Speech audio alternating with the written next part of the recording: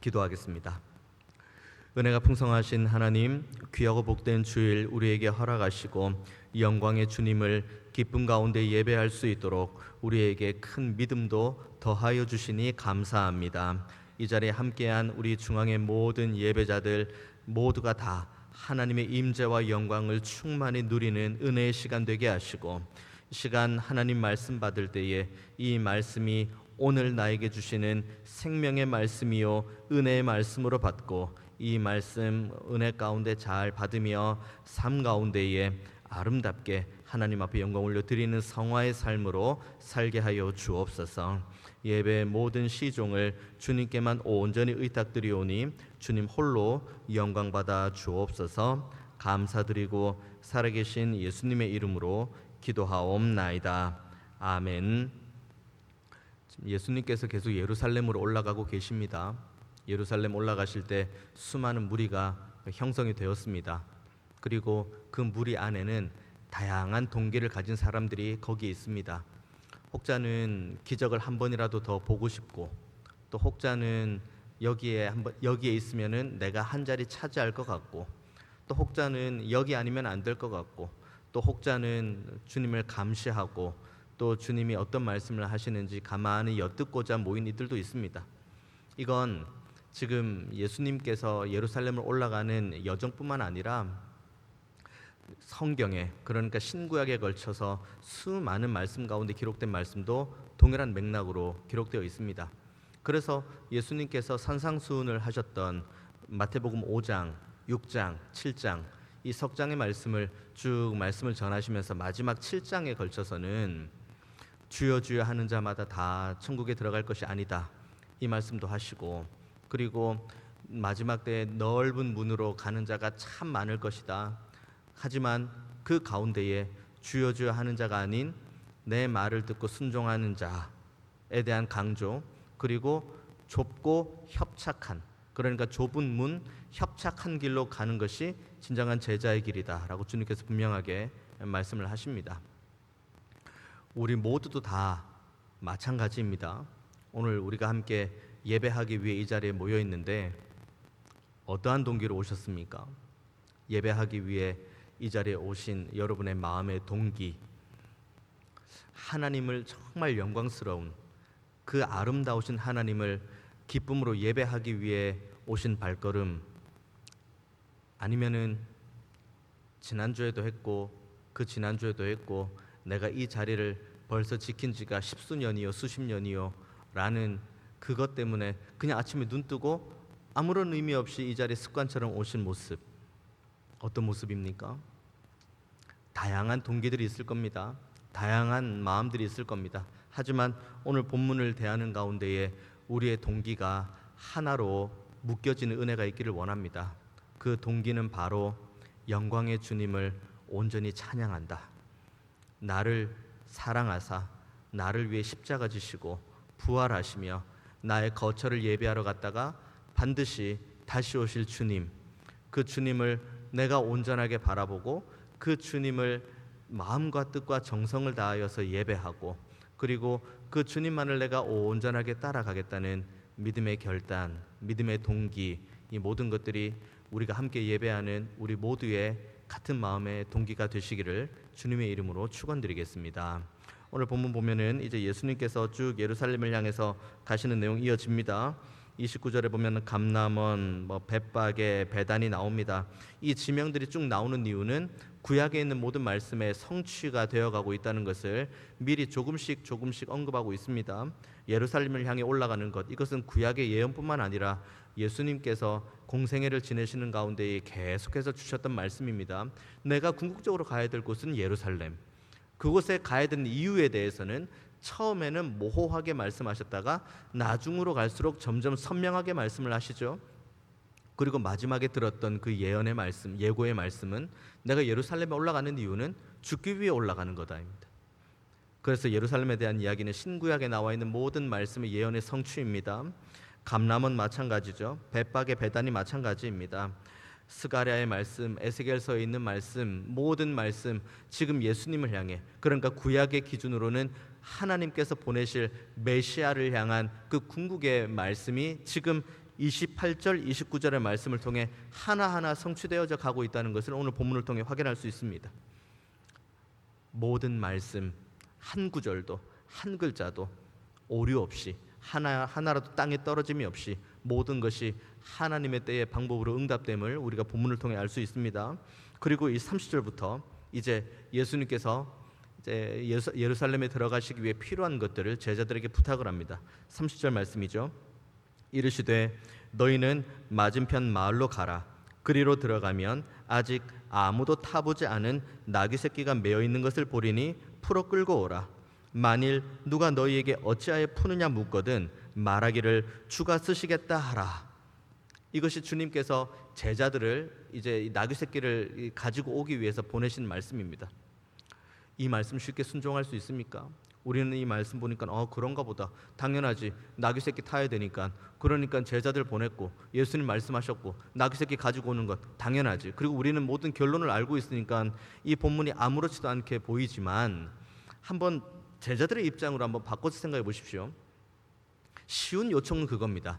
저기 가면은 아직 매여 있는 아무도 타보지 않은 나귀 새끼 한 마리가 있을 건데 내가 이 돈 줄 테니까 이 돈 가지고 가서 그 주인에게 가서 이 돈 주고 이 낙이 우리가 사겠습니다 라고 하고 사가지고 와 라고 하면 조금 이 말씀이 쉽게 순종이 됩니다.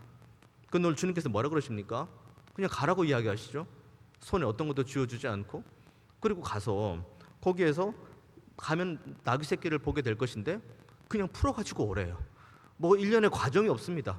나귀 새끼 보고 풀어가지고 오래요.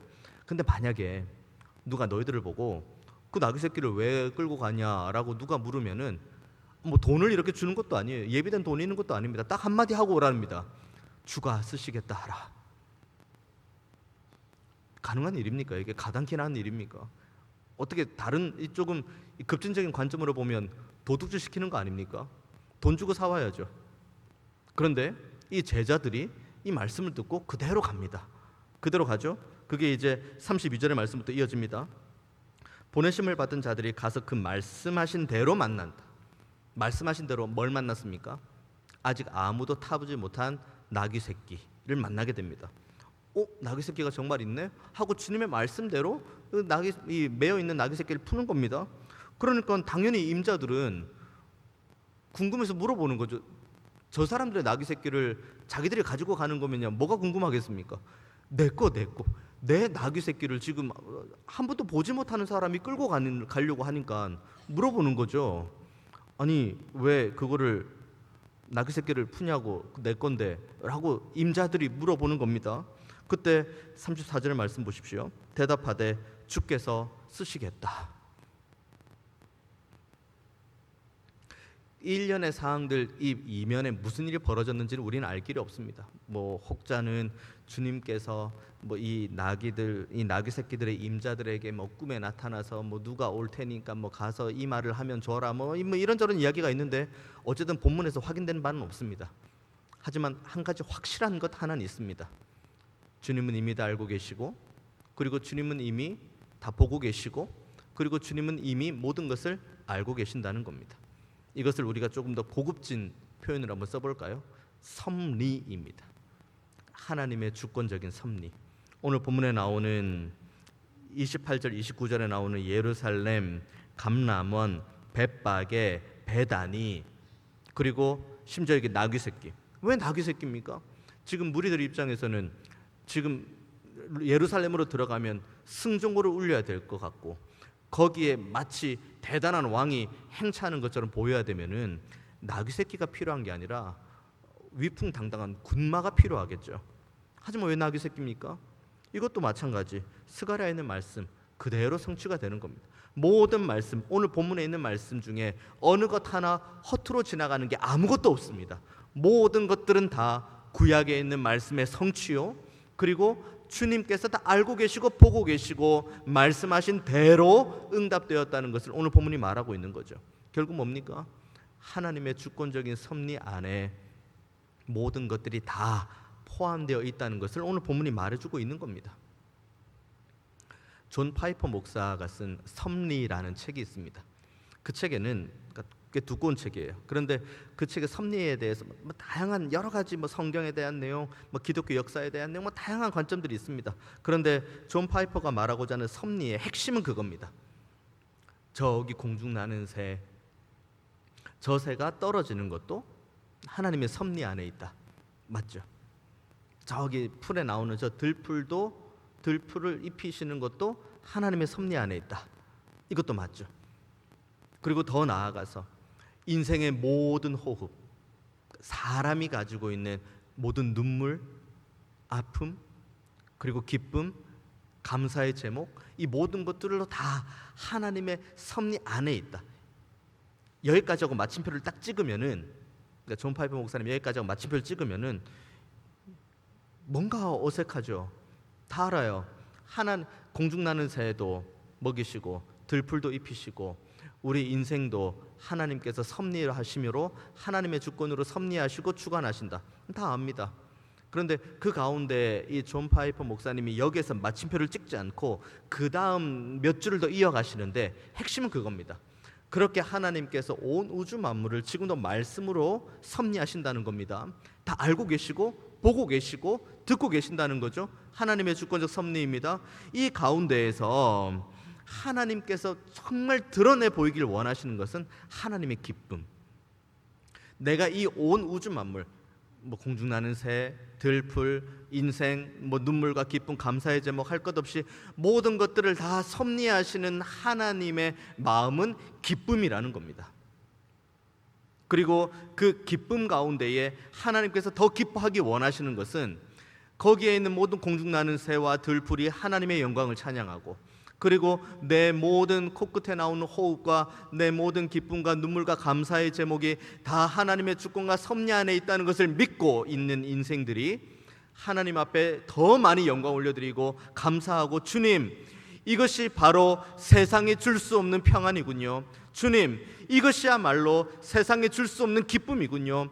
우리가 지금 눈물을 흘리고 있는 것도 하나님의 은혜 안에 있군요. 우리가 지금 갑갑한 마음을 가지고 하나님 앞에 간절히 기도하는 이 모든 제목도 하나님의 은혜 안에 있군요 라고 더 많이 하나님을 기뻐하고 더 많이 하나님께 영광 올려드릴 때에 우리의 기쁨과 영광을 바라보시며 하나님의 기쁨과 하나님의 그 감격이 더 배가가 된다는 것이 섭리라는 책의 핵심되는 내용입니다. 가만히 보십시오. 28절부터 33절까지 보면은 주가 쓰시겠다 알아. 그리고 뭐 예루살렘, 뭐 벳박의 베다니, 이게 지금 나랑 무슨 상관인가라고 생각할 수 있죠.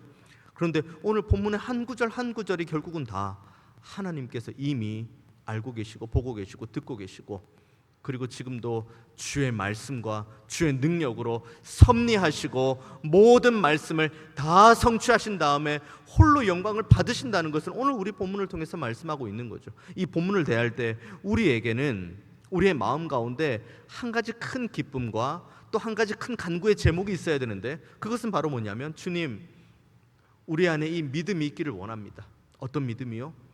우리가 지금 살아가는 모든 호흡이 하나님의 주권적인 섭리 안에 있다는 이 믿음, 이 믿음이 있기를 원합니다. 주님, 제가 기뻐할 때만 하나님 앞에 기뻐하는 것이 아니라, 제가 감사할 때만 하나님 앞에 감사하는 것이 아니라, 제가 사망의 음침한 골짜기 걸어가는 가운데에도 주의 지팡이와 막대기로 안위하시는 이 사실을 믿는 믿음이 있게 하여 주옵소서. 눈물 골짜기를 걷는 가운데에서도 여전히 하나님은 나의 눈물을 들어서 모든 것을 합력하여 선을 이루시는 분임을 믿게 하여 주옵소서라는 이 믿음의 간구가 저와 여러분 모두에게 있게 되기를 원합니다. 우리가 가장 위로받는 말씀 무엇입니까? 성경에 있는 수많은 말씀들이 있죠.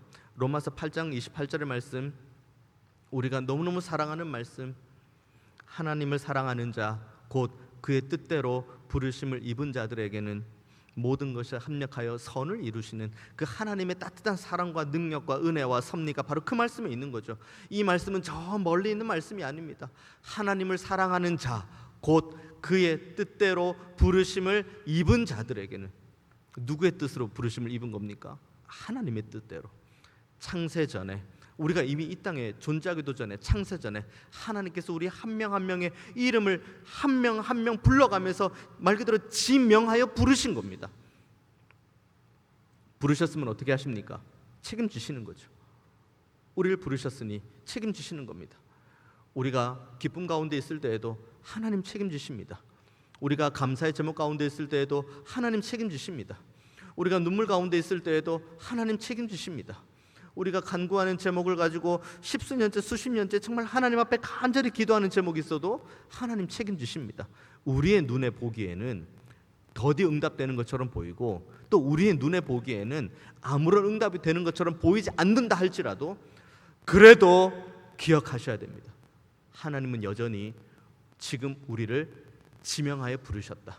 그리고 하나님의 말씀과 전지전능하심으로 우리를 지금 안아주고 계신다. 섭리하고 계신다. 그 증거가 무엇입니까? 오늘 본문에 있는 증거죠. 예루살렘, 감람원, 벳박에, 베다니, 나귀 새끼, 그리고 결국 마지막에 주가 쓰시겠다 하라. 우리의 앞길을 예비하시는 분은 주님밖에 없습니다. 우리의 모든 한숨과 눈물의 기도의 제목에 응답을 주실 분은 하나님밖에 없습니다. 이것을 우리가 믿음으로 받고 믿음으로 고백할 때 그때 비로소 오늘 본문에 나와 있는 여기 있는 무리들이 터쳐나오는 찬양을 우리도 찬양할 수가 있습니다. 자, 찬양하겠습니다. 찬송가 몇 장 찬송하겠습니다. 이런 찬송 말고요. 정말 내 마음 저 깊은 곳에서부터 터쳐나오는 찬양. 하나님은 지금도 나와 함께 하시는구나. 하나님이 지금 나의 모든 걸 다 알고 계시는구나. 주권적으로 섭리하시는구나. 인도하시는구나. 붙들어 주시는구나. 여전히 내 눈물을 닦아주길 원하시는구나. 이것이 있을 때 우리는 찬양이 터쳐나오는 거죠. 어떤 찬양 터쳐나옵니까? 오늘 본문 보십시오. 37절 말씀 보십시오. 이미 감람산 내리막길에 가까이 오심에 제자의 온 무리가 자기들이 본 바 모든 능한 일로 인하여 기뻐하며 큰 소리로 하나님을 찬양하여 이르되 찬송하리로다. 주의 이름으로 오시는 왕이여 하늘에는 평화요 가장 높은 곳에는 영광이로다. 하늘에는 영광, 그리고 가장 높은 곳에는 영광, 하늘에는 평화. 이 말씀 어디서 많이 본 말씀 같지 않습니까? 예수님께서 이 땅에 육신의 몸을 입고 태어나셨을 때 누가복음 2장에 거의 이것과 맥락을 같이 하는 말씀이 있습니다. 지극히 높은 곳에는 하나님께 영광이요 땅에서는 하나님 기뻐하신 사람들 중에 평화로다. 그러니까 이 말씀이 누가복음 2장 예수님께서 처음 태어나실 때 여기 모든 이들이 찬양했던 그 내용이 지금 예수님께서 십자가 지시기 위해 예루살렘으로 들어가는 일련의 모든 과정 가운데에도 똑같이 찬양을 하는 겁니다. 하나님께 영광이에요. 메시아가 태어난 것도, 그리고 메시아가 우리의 모든 억만 죄악을 감당하기 위해 십자가 지시는 것도 모든 것이 다 하나님께 영광입니다. 하나님의 주권, 하나님의 섭리 안에 이 모든 것들이 말씀의 성취로 계획된 바대로 신실하게 응답되어지기 때문에 하늘엔 평화요 하나님께 영광이요 그리고 많은 이들에게는 큰 기쁨과 감사의 제목이 되는 겁니다. 그 가운데에 이들이 찬양을 할 때 뭐 때문에 찬양한다고 이야기합니까? 37절 말씀 다시 보십시오. 이미 감람산 내리막길에 가까이 오심에 제자의 온 무리가 자기들이 본 바 모든 능한 일로 인하여 기뻐한다고 이야기합니다. 이걸 좀 더 헬라어로 직역해 볼까요? 그들이 본 모든 권능 있는 일들을 인하여입니다. 시제로 따지면 과거 시제. 여기서 말하는 과거 시제는 어디서부터 어디까지 과거입니까? 주께서 이 땅에 육신의 몸을 입고 오셔서 그가 베풀어 주신 모든 구원의 능력과 기적과 이사를 다 포함한 겁니다. 이 모든 것들 포함. 당장에 오늘 본문 직전에만 해도 무슨 일이 있었습니까? 세리장이 회개를 하죠. 맹인이 앞을 보죠. 이와 같은 일이 한두 번 있었습니까? 예수님께서 공생애를 지내는 모든 시간들 가운데 다 그들의 이 무리가 이걸 본 거예요.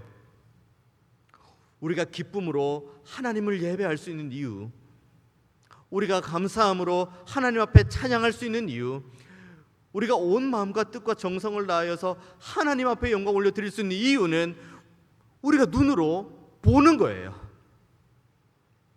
뭘 봅니까? 예수님께서 십자가를 지신 것, 그리고 예수님께서 부활하신 것, 그리고 오늘 우리가 교동문을 통해서 함께 나누었던 것처럼 내가 곧 길이요 진리요 생명이니 나로 말미암지 않고는 아버지께로 올 자가 없다. 거처할 곳이 많다. 그래서 내가 거기 가서 너희들 위해 거처를 예비한 후에 다시 우리를 영접하시겠다고 재림까지 약속하신 그 주님을 보는 거예요. 저와 여러분의 이 열려있는 눈에 바라보는 지향점이 십자가 달려 죽으시고 부활하신 영광의 주님을 향하는 은혜가 있기를 원합니다. 그리고 다시 오시겠다고 약속하신 주님, 그 재림의 주님을 고대하는 시선으로 우리의 시선이 항상 향하기를 원합니다. 그래야지 하나님과 그의 보내신 자 예수 그리스도를 우리가 온전하게 알고 믿고 믿음으로 고백하고 우리가 그 은혜 안에 있다는 것을 우리가 하나님 앞에 충만하게 고백해야 그때 비로소 우리는 하나님 앞에 큰 기쁨과 감격을 가지고 찬양하고 영광 올려드릴 수가 있습니다. 이 찬양의 자리에 저와 여러분 모두가 있기를 원합니다. 이와 같이 예배하는 자리에 우리 모두가 다 있게 되기를 원합니다. 그런데 그 가운데 39절 말씀 보십시오. 무리 중 어떤 바리새인들이 말하되 선생이여 당신의 제자들을 책망하소서라고 이야기합니다. 이 분위기가 여러분 머릿속에 그림이 그려지십니까? 자, 모든 말씀이 하나하나 은혜 가운데 성취되어져 갑니다.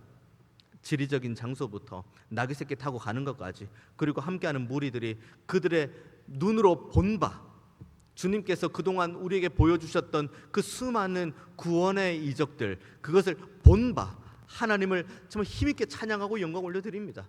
그런데 그 가운데 무리 중에 섞인 바리새인 중에 일부가 주님을 향해서 그렇게 이야기하죠. 주님, 선생님, 저들을 좀 조용히 시켜주십시오. 왜 조용히 시켜야 됩니까?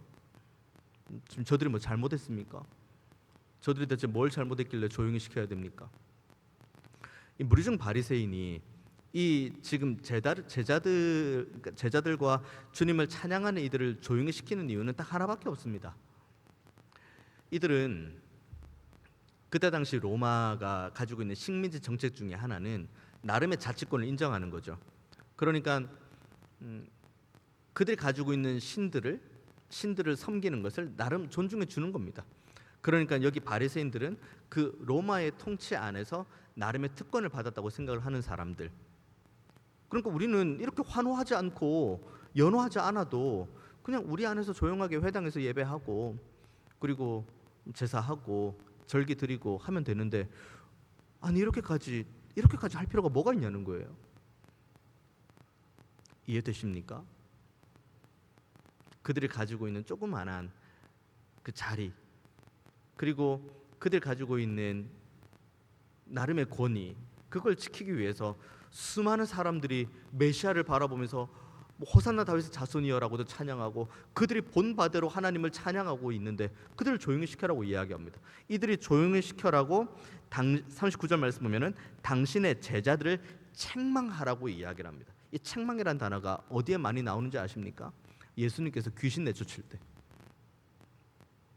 예수님께서 귀신을 내쫓고 그리고 그 파도 가운데 배가 막 전복되어져 갈 때, 그때 파도를 향해 꾸짖을 때, 그 꾸짖는 그 단어가 여기는 책망이라는 단어하고 똑같습니다. 말이 됩니까?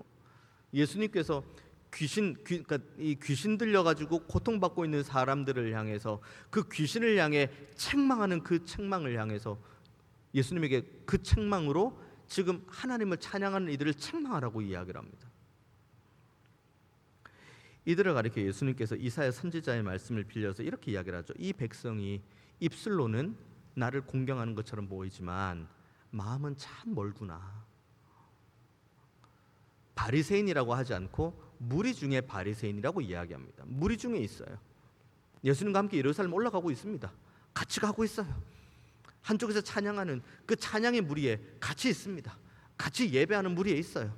모든 광경 그들도 똑같이 봤어요. 왜냐하면 무리 중 바리새인이니까요. 그런데 이들은 예수님의 십자가 죽으심과 부활에는 큰 관심이 없죠. 예수님께서 예루살렘 올라간 이유에 대해서도 큰 관심이 없습니다. 그냥 자신들의 기득권을 지키고자 거기에 마음이 빼앗겨 있는 사람들이죠. 그런 이들을 향해 예수님께서 40절에 이렇게 대답하시죠. 대답하여 이르시되 내가 너희에게 말하노니 만일 이 사람들이 침묵하면 돌들이 소리 지르리라 하시니라. 정말 돌들이 소리 지른다는 걸 의미하는 걸까요? 온 우주 만물이 다 하나님의 것입니다. 여기 있는 무리들 몇 명 조용히 하라고, 아무 말도 하지 말라고 한다고 다른 하나님을 찬양하는 목소리가 잦아들지 않습니다. 여기 있는 이들 지금 하나님 주님을 찬양하고 그들이 본 구원의 역사를 바라보며 하나님의 영광과 임재를 찬양하는 그 목소리를 당장 주님께서 책망한다고 조용히 하라고 한다고 주님을 향한 영광의 찬양의 목소리가 없어지지 않는다는 것을 오늘 본문에 주님께서 분명하게 말씀하고 계시는 겁니다. 지금 우리도 마찬가지죠. 기독교 역사가 그걸 증명해주고 있습니다.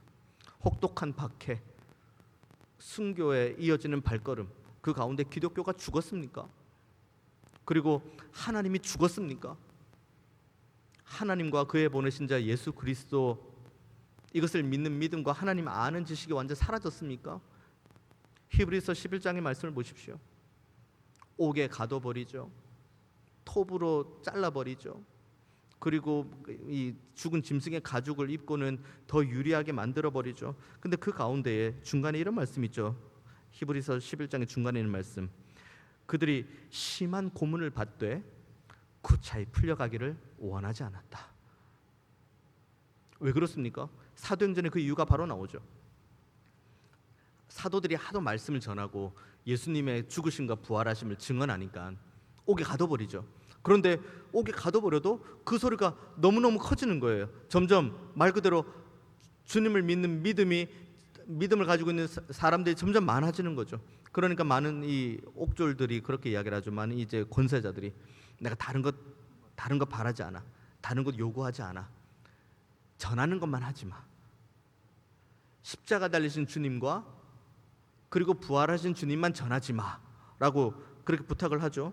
그런데 그들이 순교를 당하면서까지 그 모진 고난과 고통을 받으면서까지 그들이 했던 대답이 무엇입니까? 우리가 보고 들은 것을 말하지 아니할 수 없다. 이것이 이유입니다. 심한 고난을 당해서 구차히 풀려나기를 원하지 않고 유리하고 방황하고 수많은 고난과 고통을 당해도 그래도 이들이 본 바가 있는데, 이들이 들은 바가 있는데 어떻게 찬양의 목소리를 끊을 수가 있습니까? 어떻게 예배하는 목소리가 끊어질 수 있습니까? 어떻게 우리가 하나님을 바라보는 것에 방해되는 것이 있다고 우리가 당당하게 말할 수가 있습니까? 골로새서 1장을 보십시오. 골로새서 1장 15절 17절에 이렇게 기록되어 있습니다. 그는 보이지 아니하는 하나님의 형상이시요 모든 피조물보다 먼저 나신 이시니 만물이 그에게서 창조되되 하늘과 땅에서 보이는 것들과 보이지 않는 것들과 혹은 왕권들이나 주권들이나 통치자들이나 권세들이나 만물이 다 그로 말미암고 그를 위하여 창조되었고 또한 그가 만물보다 먼저 계시고 만물이 그 안에 함께 섰느니라. 이 만물 하니까는 저기 우주 만물, 자연 이것들로만 우리가 생각이 미쳐질지 모르겠습니다만은 이 만물 안에 포함되는 게 결국 누굽니까? 우리입니다. 우리. 태초에 우리가 이 육신의 몸을 입고 이 땅에 오기도 전에 태초에 하나님께서는 우리를 지명하셨고 우리를 사랑하신다고 말씀하셨고 그리고 우리를 구원의 길로, 은혜의 길로 인도하신다고, 영구한 하나님의 나라, 눈물도 없는 곳, 아픔도 없는 곳, 괴로움도 고통도 없는 곳, 영원한 복락의 강수가 흐르는 곳, 하나님의 임재를 얼굴 대 얼굴로 볼 수 있는 그 영광스러운 하나님의 나라로 우리를 인도해 가시겠다고 태초에 우리 한 명 한 명을 지명하신 다음에 우리에게 약속하신 겁니다. 무리 속에 섞여 있는 바리새인들 때문에 흘리는 눈물도 있습니다. 그리고 가라지들 사이에 있는 그런 삶 때문에 때로는 고통과 아픔이 찾아올 때도 있습니다. 그런 외부적인 환경들 아니고서라도 우리 내면 안에서부터 끊임없이 죄와 사망의 권세 가운데서 싸우는 우리 안에 이 다툼이 있습니다. 우리의 원함은 하나님의 말씀을 온전하게 순종하는 의의 길로 가는 것인데 우리의 내면은 또 하나 끊임없이 죄의 유혹 앞에 넘어지는 이것들을 가지고 우리의 내면은 끊임없이 싸웁니다. 평생의 삶이죠. 우리의 내면은 싸우고 우리의 외면은 우리의 외부는 무리 속 바리새인들과 가라지들 사이에서 신음하고 고통하는 의인들의 삶으로 살아갈 수 있습니다. 하지만 그 가운데에도 우리가 위로받을 수 있는 것 딱 하나, 주권적으로 섭리하시는 하나님은 살아계신다. 그리고 나를 위해, 내 모든 죄를 위해 십자가를 나 대신 지시고, 그리고 부활하신 주님께서 다시 오신다. 그리고 그때에 우리의 흐르는 눈물을 닦아주시고, 그리고 우리를 안아주실 그 주님이 바로 나의 주, 나의 하나님이시며 나의 그리스도시다. 이것이 우리의 삶의 유일한 위로가 되기를 원합니다. 여러분, 어떠한 눈물의 기도가 있습니까? 어떠한 답답한 기도의 제목이 있습니까? 모든 것이 다 하나님의 주권적인 섭리 안에 있음을 절대로 잊지 마시고, 기도하는 자리에 포기하지 말고 나오십시오. 하나님을 믿고 의지하며 하나님 앞에 모든 것을 다 쏟아내는 자리를 포기하지 말고 지키십시오. 그 가운데에서 우리가 하나님의 영광을 보게 될 줄로 믿습니다. 우리를 구원하시고 우리를 살리시는 그 하나님의 전능하신 그 손길을 우리가 본 바, 우리가 보았을 때, 그때 비로소 우리는 모두에게 고백할 수 있습니다. 내가 이렇게 본 게 있는데, 내가 이렇게 들은 게 있는데, 내가 이렇게 경험한 게 있는데, 어떻게 이 하나님을 예배하지 않을 수가 있어? 어떻게 이 하나님을 찬양하지 않을 수가 있어? 어떻게 이 하나님을 경배하지 않을 수가 있어? 어떻게 이 하나님을 전하지 않을 수가 있어? 이 자리까지 나아가는 우리 모두가 다 되기를 원합니다. 강조하고 강조합니다. 하나님은 지금도 살아계십니다. 그리고 지금도 그분의 말씀과 능력으로 우리의 범사를 섭리해 가십니다. 그리고 홀로 영광을 받으십니다. 그 하나님의 은혜 안에 있음을 우리가 한시도 잊지 말고 더 많이 하나님으로 인해 기뻐하고, 하나님으로 인해 감사하며 하나님 앞에 더 많은 찬양과 영광을 올려드리는 저와 여러분 모두가 다 되시기를 주님의 이름으로 축원드리겠습니다. 기도하겠습니다. 은혜가 풍성하신 하나님, 오늘도 우리에게 새날 허락하셔서 말씀 받게 하시고 영광의 주님을 예배하겠다는, 그리고 영광의 주님을 전하겠다는 믿음의 결단도 있게 하시니 감사합니다. 우리의 눈물과 우리의 애통함도 주의 십자가 앞에 다 내려놓으며 주의 도우심만을 간절히 구하오니 주여 간구합니다. 주의 영광을 보게 하여 주옵소서. 주의 능력의 손길을 보게 하여 주옵소서. 주의 말씀을 듣게 하여 주옵소서. 그래서 지금도 우리의 범사가 살아계신 하나님의 능력 안에서, 주권과 섭리 안에서 우리가 살고 있다는 것을 늘 기억하며 감사하는 삶 살게 하여 주옵소서. 감사드리고 살아계신 예수님의 이름으로 기도하옵나이다. 아멘.